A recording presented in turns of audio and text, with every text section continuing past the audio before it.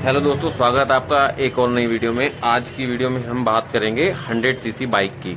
हमें जब हम 100 सीसी की बाइक लेना चाहते हैं तो दो तीन चीज़ें हमारे दिमाग में होती हैं। एक सबसे ज़्यादा जो बात रहती है, एक तो उसकी प्राइसिंग। जो लोग जैसे हम अगर अपाचे नहीं ले सकते, बुलेट नहीं ले सकते, तो हम 100 सीसी की बाइक लेते हैं, जिससे हमारी उम्मीद होती है कि उसकी प्राइसिंग कम हो, एवरेज ज़्यादा हो। तो इस कैटेगरी में सबसे ज़्यादा जो बाइक आती हैं, जो सबसे ज़्यादा चलन में रहती हैं, वो तीन बाइक हैं। एक तो आपकी जो आती है वो हीरो की स्प्लेंडर प्लस, और दूसरी जो आती है वो है बजाज की प्लेटिना, और तीसरे नंबर पे जो आती है वो भी है हीरो की HF डीलक्स। तो ये तीन बाइकें आती हैं, तीनों ही 100 सीसी में आती हैं। तो मैं आपको बताऊंगा आगे इनके हर टॉपिक के बारे में, किसका फ्यूल टैंक कैपेसिटी कितनी है, किसका कौन सा इंजन है, और कितने टायर साइज़ क्या है तीनों बाइकों का। तो मतलब तीनों का कंपैरिजन करेंगे हम इस वीडियो में, और देखेंगे कि कौन सी बाइक 100 सीसी के लिए हमारे लिए बेस्ट है। तो सबसे पहले बात आती है स्प्लेंडर प्लस पे। स्प्लेंडर प्लस में हम बात करते हैं सबसे पहले इंजन की। इसमें 4 स्ट्रोक इंजन आता है एक सिलेंडर का, और यही 4 स्ट्रोक 1 सिलेंडर इंजन इसकी CD डीलक्स में भी आता है और बजाज की प्लेटिना में भी आता है। तो इंजन के बारे में तीनों का सेम ही है। सीसी की बात करें तो ये जो HF डीलक्स है ये 97 सीसी की है, और जो स्प्लेंडर प्लस है वो भी 97 सीसी की है, और जो बजाज की प्लेटिना है ये 102 सीसी में आती है। हालांकि तीनों को 100 सीसी की कैटेगरी में ही देखा जाता है।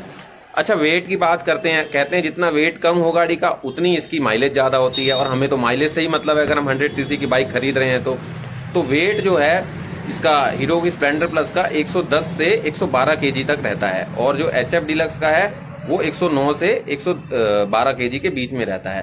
अगर हम बात करें प्लेटिना के वेट की तो ये दोनों से हैवी में आती है थोड़ी सी। ये 115 से 118 केजी के बीच में इसका वेट होता है। चलिए, तो अगली बात अगर हम करें इसकी माइलेज की। अब माइलेज तो देखिए सबसे ज़रूरी पॉइंट ही हम अगर हम 100 सीसी की बाइक ले रहे हैं तो माइलेज है।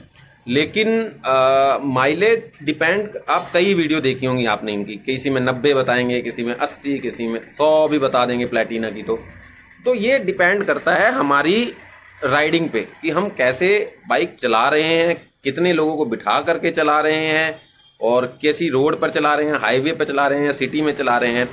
ये सब चीज़ें इसमें मायने रखती हैं। तो उस हिसाब से इसकी हम एवरेज को कैलकुलेट करते हैं। हम हाई RPM पे गाड़ी चलाएंगे, घूम करके जाएगी, तो उसमें जो है गाड़ी एवरेज उतनी नहीं देगी। हालांकि जो मैंने तीनों बाइकों को चलाया है, मैंने कंपैरिजन देखा, मेरे पास स्प्लेंडर प्लस और प्लेटिना 2 गाड़ियां हैं, तो मैं उस हिसाब से बताऊं तो दोनों 70 से 75 की एवरेज आराम से निकाल करके दे देती हैं। बजाज की प्लेटिना भी और हीरो की स्प्लेंडर प्लस भी, बजाय आप अच्छी राइड करें, मतलब 40 से 60 के बीच में। और जो HF डीलक्स है वो आपको 65 से 70 की एवरेज दे देती है। तो एवरेज तो तीनों की लगभग खास मतलब फ़र्क नहीं है, तीनों की लगभग सेम ही है। और इसके बाद बात आ जाती है इनके टायर की। टायर जो है तीनों ही ट्यूबलेस टायर हैं। पहले HF डीलक्स में ट्यूबलेस टायर नहीं आता था, अब HF डीलक्स में भी ट्यूबलेस टायर दे दिया गया है। अच्छा, एक्स्ट्रा फीचर्स क्या हैं? अब एक्स्ट्रा फीचर्स में अगर हम देखें तो जो अपना स्प्लेंडर प्लस है उसका डिजिटल मीटर दे दिया है। पहले एनालॉग आता था, अब डिजिटल मीटर आता है। आपको स्पीड देखनी है उसमें डिजिटल मीटर में दिखेगी। इसका चार्जिंग का सॉकेट भी दे दिया है। आप मोबाइल कनेक्ट कर सकते हैं, बाइक चलाते समय आप कॉल्स चेक कर सकते हैं, मैसेजेस चेक कर सकते हैं। ये फायदा आपको प्लेटिना में या HF डीलक्स में नहीं मिलेगा। अच्छा, दूसरी तरफ अगर हम बजाज प्लेटिना को देखें तो फिर उसमें कई चीज़ें हैं अच्छी, जैसे कि सस्पेंशन उसकी लंबी सीट, ये आपको फिर स्प्लेंडर प्लस में नहीं मिलेगा, ना HF डीलक्स में मिलेगा। उसमें आपको कंफर्टेबल रहेगा, आप लंबी राइड पे जा रहे हैं, आपको स्प्लेंडर उसमें थकान होगी, इसमें थकान नहीं होगी। इसमें 3 लोग भी बैठा सकते हो आप, उसमें 3 नहीं बैठेंगे। तो कुछ चीज़ें उसमें अच्छी हैं, कुछ चीज़ें इसमें हैं। अगर प्राइसिंग की बात करें तो प्राइसिंग में ज़्यादा डिफरेंस है नहीं। प्राइसिंग लगभग तीनों बाइकों का 5-7 हज़ार रुपये का ऊपर नीचे करके है, वो अलग अलग जगह के हिसाब से डिपेंड करता है। अब हम अगर इसका फ्यूल टैंक की कैपेसिटी की बात करें तो स्प्लेंडर में आता है लगभग 10 लीटर का टैंक आता है, और बजाज प्लेटिना में 12 लीटर का टैंक आता है, और HF डीलक्स में 9.5 लीटर का टैंक आता है।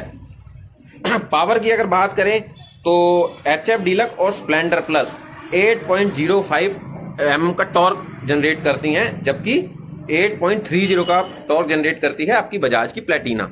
थोड़ा बहुत बजाज प्लेटिना इसमें ज़्यादा है, और बाकी यही रीसेल वैल्यू तो गाइस तीनों की अच्छी है। मैं आपको बताऊं, HF डीलक्स की थोड़ी प्लेटिना और स्प्लेंडर प्लस के मुकाबले कम है हालांकि, लेकिन उसकी भी ठीक है।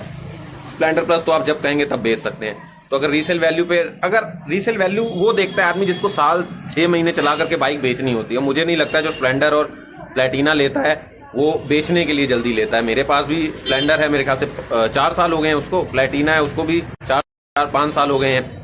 तो वो आदमी लंबे टाइम के लिए ही लेता है। तो रीसेल वैल्यू की फिर भी अगर आप देखें तो स्प्लेंडर की ज़्यादा है, फिर प्लेटिना की भी अच्छी है, और HF डीलक्स की इन दोनों के कंपैरिजन थोड़ी कम है, लेकिन ठीक है, बिक जाती है वो भी आराम से। तो यही रहा, मैंने आपको सब चीज़ें बता दी हैं और कहते हैं इसके तीनों का कंपैरिजन हमने किया है।